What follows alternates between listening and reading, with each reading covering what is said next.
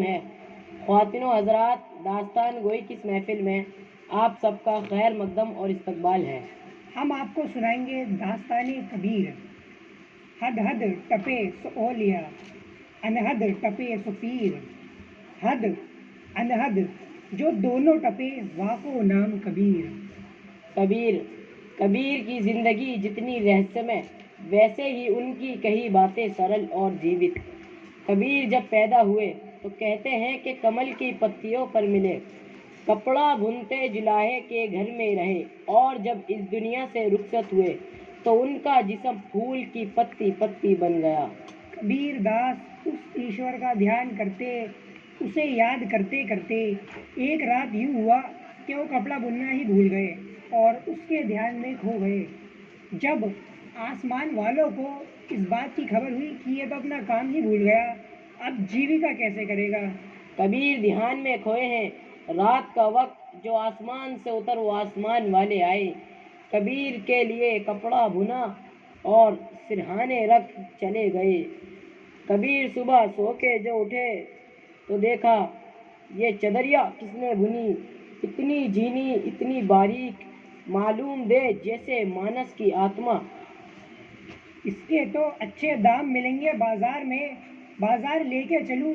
कबीर दास बाजार चले खुशी खुशी कि इसका मोल मिलेगा, आज ईश्वर का वरदान खिलेगा।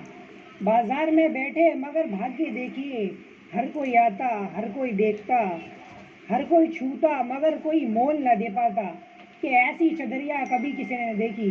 दोपहर से शाम हो डली, कबीर परेशान बैठे हैं। ये कैसा ईश्वर का वरदान है जो फलता ही नहीं, जो खिलता ही नहीं, कि समय की गर्भ में क्या है ये तो स्वयं ईश्वर ही जानता है। कबीर इस सवाल में उलझे थे, परेशान थे।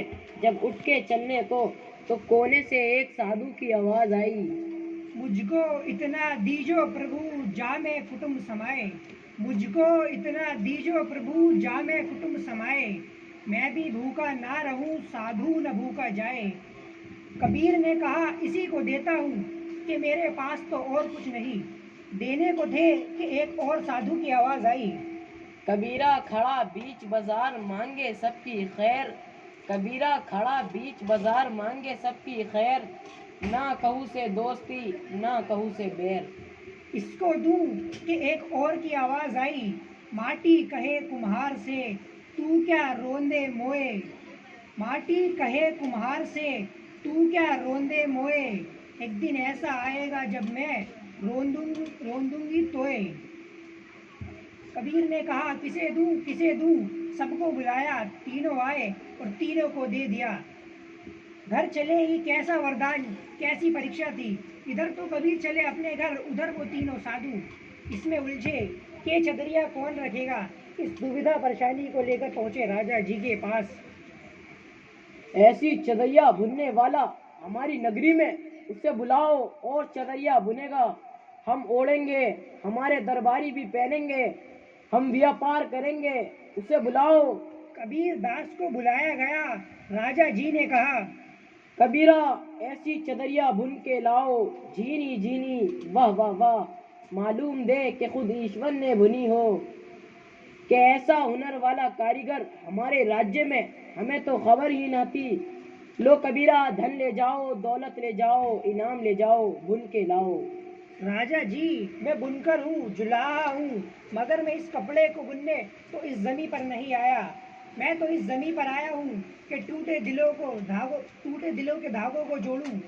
मैं तो आया हूँ कि संसार में बिखरे विचारों को एक डोर से बांध उनमें आस्था, सच्चाई और ईश्वर नाम के सच्चे मोती पिरोने के लिए। मैं तो इस जमी पर आया हूँ कि संसार में बिखरे दिलों को एक डोर से बांधूं, जिनमें वो सच्चे मोती हो, उस ईश्वर का ध्यान हो और मन का फेर दे, खुद मन फिर जाए और उस ईश्वर से यूं लग जाए कि सारे सृष्टि एक हो जाए।